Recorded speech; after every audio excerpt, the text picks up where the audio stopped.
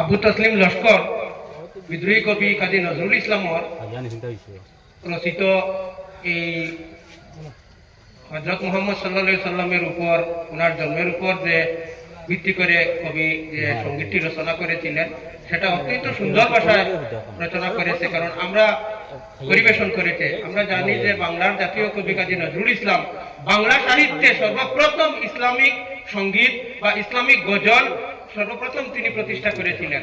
তো আমাদের এই গ্রামের ছেলে অত অল্প বয়সী খুব সুন্দরভাবে রচনা করেছে। আমি ওর মনোবল বা উৎসাহের জন্য ওকে একটা পুরস্কৃত করতে চাই।